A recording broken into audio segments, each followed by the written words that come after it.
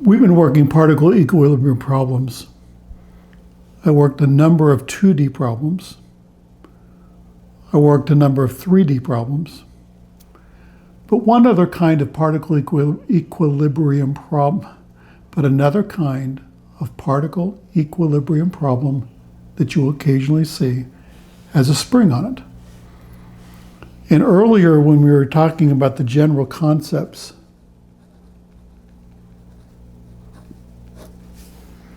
we basically said for a linear spring, the force developed in the spring is equal to K times S, which is stretch.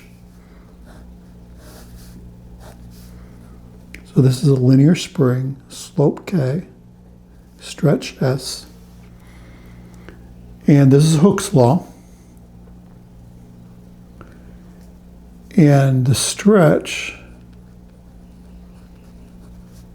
is equal to the current length minus the unstretched length. Or you can write F is equal to K times L minus L naught.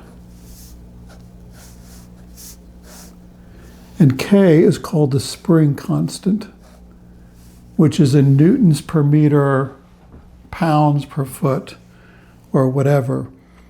And so there's two kinds of spring problems. One kind is where the final geometry is given. In other words, the first example problem that we're going to work is this guy. And basically there's a cable AB and a spring BC. And when you hung this weight from B and let it fall, it arrived in this position. And so we're giving you the final position of the system. And then based on that final position of the system, you can solve the particle equilibrium problem, get these results, and from these calculate something about the spring, either its spring constant or its unstretched length. But these are basically every problem that we've worked up until now. We could have put a spring on here in any one of these legs. And you would have worked even the 3D problems. Even the 3D problems.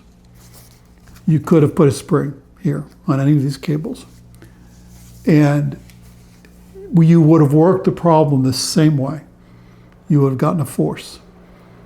But then once you get that force, then you calculate something about the spring. But realize that when you hung that weight from that spring, there was some displacement that happened. And the picture that you're seeing is the final geometry or the final position. We'll work a couple problems like that. The other problems, which are quite a bit harder, is actually where the geometry is not known.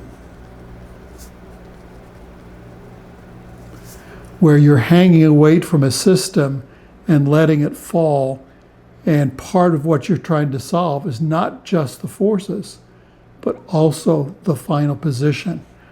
And that's actually a complicated problem. This is easy. This is the hardest problem that we've done yet.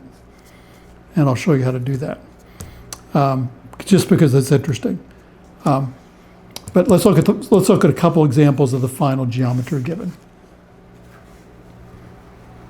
So this is a 2D problem, 50 kilogram box, and we hung it from point B, and we allow the system to fall, and it arrived at this position. It's in static equilibrium at this position. The final length of the spring is 5 meters. This is a 50 kilogram box. And so we can work this as a particle equilibrium problem just the way it is. So this is 3 meters, this is a 45-degree angle, and this is a 4-3 slope. And so this is my free body diagram at point B. I have a TAB, I have a TBC, 1 to 1, 3 to 4. In the y direction, I have 0.707 TAB plus 0.6 TBC minus 490.5 is equal to 0. In the x direction, I have negative 0.707 TAB plus 0.8 TBC is equal to 0. These positive and negative 0.707 terms cancel one another out if we add the equations. So if they add the equations, I get 1.4 TBC is equal to 490.5. TBC is 350.4. And I can plug this into the other equation to get TAB. And I get TAB is 396.4 newtons. Just very straightforward. But once you have these tensions, there's two possible spring problems that you can work here. If you are given the spring constant, as let's say 400 newtons per meter, determine the stretch. So if TBC, we found it to be 350.4, that's equal to 400 times the stretch. And so we get the stretch as 0.876 meters is the stretch in this position. The other possible problem is to determine, so again, given K, determine the unstretched length of this spring. And so the stretch S is equal to L minus L naught. And if we found the stretch to be 0.876, then the unstretched length is equal to this L, which is 5, minus 0.876. And so that would be 4.124 meters would be the unstretched length of this spring. But again, you're given the final geometry, so that's not a variable.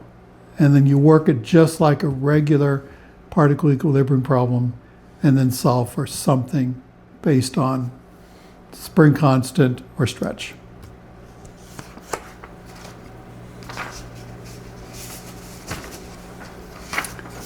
Here's another problem, basically another similar problem. And here I've done, the only difference between this guy is I added more springs. So this has a single spring, this is a spring here and a spring here. And the second problem. There's a similar problem to this in the Hibbler book. And what I've shown you is the final position of the system. So in other words, when this spring and this mass were hung from this guy, it was originally up here higher, and then it fell. And this is the final position. This is the free body diagram. And so I've got a 5, 12, 13 slope for TBC. And I have a 5/8 slope here for TAB. And I have the weight, which is 40 times 9.81, which is 392.4. Because I was making up the problems on this, the numbers on this problem, I was trying to figure out what would be realistic numbers for this guy. And I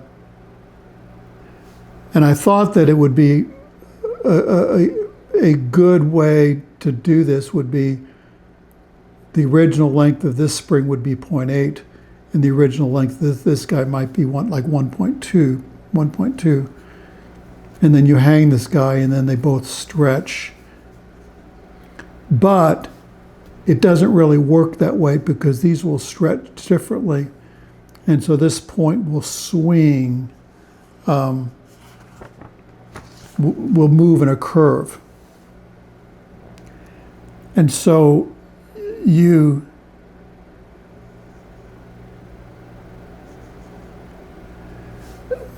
this would require point B to move exactly vertically, which is a special case. It's generally not true, depending on the spring constant. So it's more complicated than that. So coming back to, so this is just me trying to play around with understanding the problem.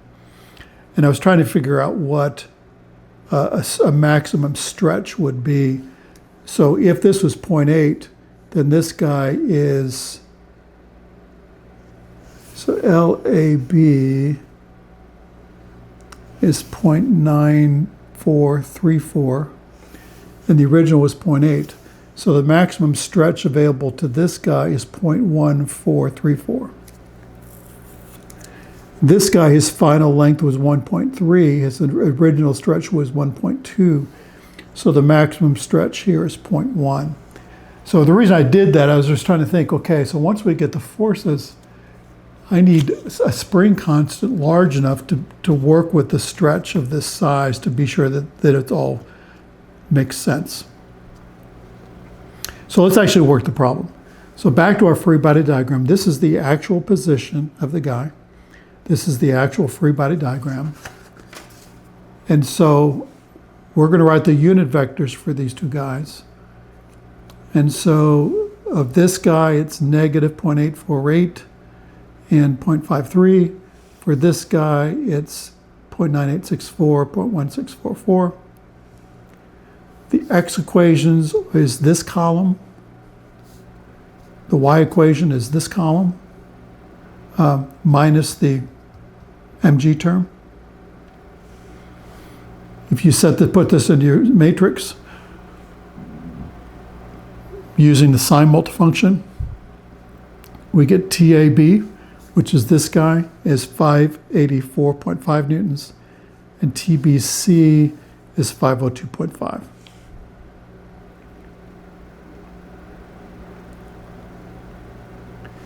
And I guess what I did, determine the Ks for these forces and for the max stretch.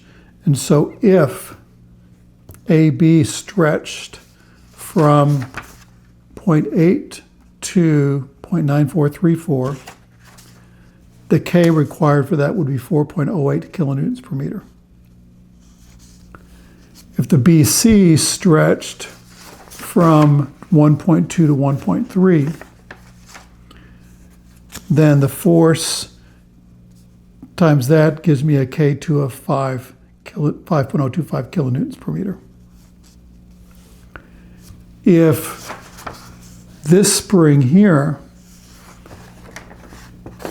if the K is 3 kilonewtons per meter, then the stretch is this 392.4 divided by K, which is 0.1308 meters, would be the stretch of that guy.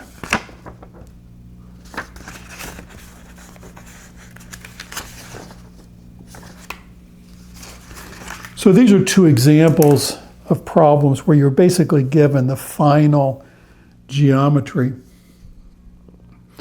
And so you can solve it just like a regular particle equilibrium problem.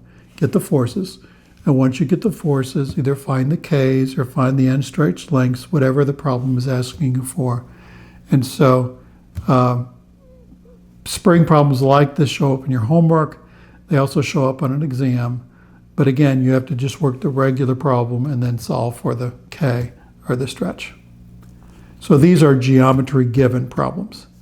The next few problems, the next three problems I'm going to work is actually problems where the geometry changes as you apply a force. And you can actually write enough equations to solve for the position as well as the forces, which is really, really interesting. It's also complex. I admit it's complex, but it's interesting. And so the next few problems will be that.